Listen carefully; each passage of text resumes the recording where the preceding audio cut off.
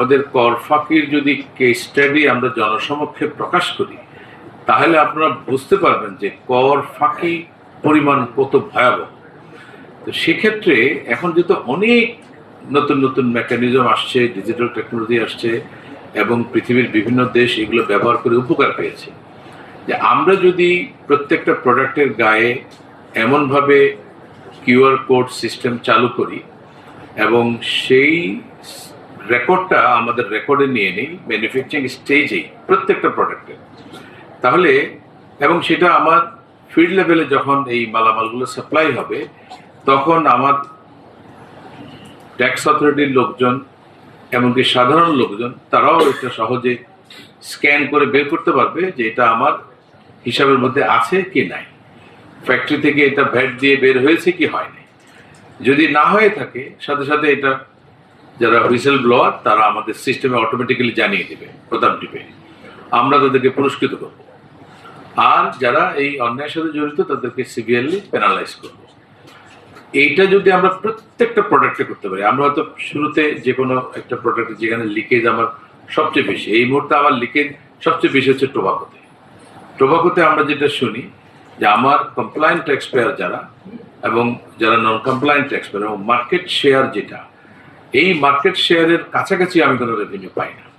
তা আমরা যদি টোবাকো দিয়ে শুরু করি, যে আমরা প্রত্যেকটা টোবাকোর যে এখন যে ব্যান্ড রোলগুলো ব্যবহার করে সেগুলো টোটালি কালার পরিবর্তন, তাদের যে স্টাইলে গ্লু দেওয়া হয় সেগুলোর পরিবর্তন, এবং সেখানে এআর কোড যেটা অত্যাধুনিক অথবা কিউআর কোড এগুলো যদি চালু করি, তাহলে আমরা টোটাল জিনিসটাকেই আমাদের সিস্টেমে নিয়ে আসতে পারবো।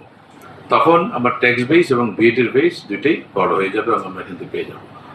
পরবর্তীতে আমরা এই প্রযুক্তিটা এখনো যদি সম্ভব হয় অন্য সব জায়গায়, যেমন একসময় কিন্তু পানি, ড্রিঙ্কস এগুলোর মধ্যে ছিল, ইভেন ড্রিঙ্কসের ক্ষেত্রে আমরা বড় কমপ্লেন্ট পাই। কমপ্লায়েন্ট ট্যাক্স পেয়ারদের যে মার্কেট শেয়ার আর নন কমপ্লায়েন্ট ট্যাক্স পেয়ারদের যে মার্কেট শেয়ার এবং তার সাথে যে ট্যাক্সের যে ডিফারেন্স, এটা আনবিলিভেবলি মানে কি বলে ডিসপ্রপোর্শনেট।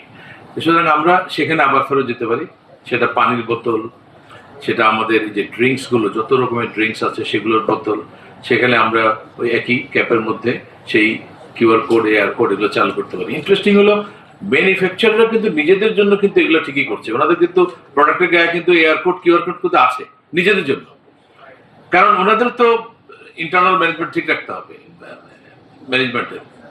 আমরা করতে পারিনি, এখন আমরা সেখানে করতে পারি। ইচ অ্যান্ড এভরি প্রোডাক্ট, সেটা সাবানে হবে, সেটা শ্যাম্পুতে হবে, সেটা টিস্যু পেপারে হবে, এভরিওয়্যার আমরা এই সিস্টেমটা যদি ইন্ট্রোডিউস করতে পারি, তাহলে আমার কাছে যেটা মনে হয় যে আমার ট্যাক্স বেসটা অনেক অনেক অনেক বড় হবে এবং যেই কমপ্লেনটা আমরা কমপ্লায়েন্ট ট্যাক্স পেয়ারদের থেকে পাই এটা দূর হবে এবং আমরা ন্যায্যতাটা নিশ্চিত করতে পারবো। এই ক্ষেত্রে আপনাদের সর্বাঙ্গীন সহযোগিতা আমাদের লাগবে, যে হয়তো রেভিনিউর আপনাদের যে লায়াবিলিটিটা যারা নন কমপ্লায়েন্ট তাদের অনেক গুণ বেড়ে যাবে, কিন্তু কমপ্লেন করার সুযোগ নেই।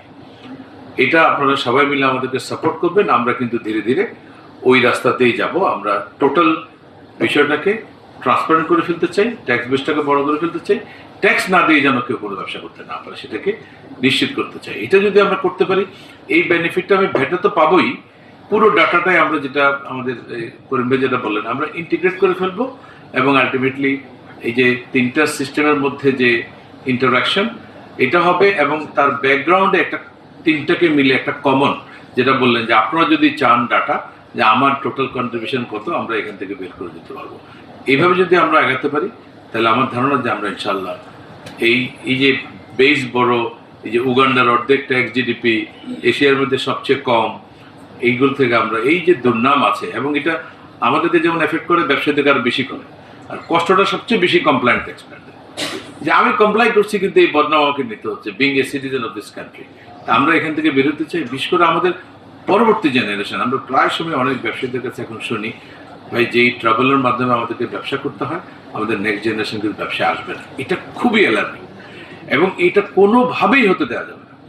আমরা চাই এবং এই কথাটাই আমরা আমাদের রেভিনিউ অ্যাডমিনিস্ট্রেশনের লোকজনদেরকে বোঝাতে চাই, আমাদের ব্যবসায়ীদেরকে নার্সিং করতে হবে, তাদেরকে গ্রো করতে দিতে হবে, তাদের জেনারেশন আফটার জেনারেশন যাতে ব্যবসা বড় করে, এমপ্লয়মেন্ট জেনারেট করতে পারে এবং সেখান থেকে আমরা রেভিনিউটা নিয়ে আসবো। এই কথাটা আমি সবসময় বলি যে রেভিনিউ পিপলের কাজ হচ্ছে খুবই যত্নের সাথে যেমন একটা মৌমাছি যেমন ফুল থেকে মধু আহরণ করে, সে মধু জমলেই মধুটা নিয়ে এসে চাকে ঢুকিয়ে দেয়, কিন্তু ফুলের কোনো ক্ষতি করে না।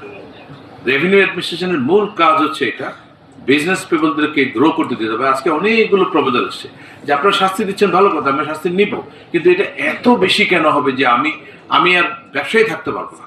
তা আমার মনে হয় এই বিষয়গুলো, বিশেষ করে টিডিএস রিলেটেড যেই ইস্যুগুলো, জাফর, হ্যাঁ, এইগুলো একটু সিরিয়াসলি দেখতে হবে যে এইখানে আমরা একেবারে এমন ধরনের জরিমানা ইম্পোজ করছেন। আজকে আমাদের যেই বোন বলল ওনার হাজবেন্ড বাইরে থাকে, উনি আজকে 8 মাস ধরে এখানে পড়ে আছেন, এবং যেই ধরনের প্রবলেমের মধ্যে উনি পড়লো, এটা ইজ টু মাচ।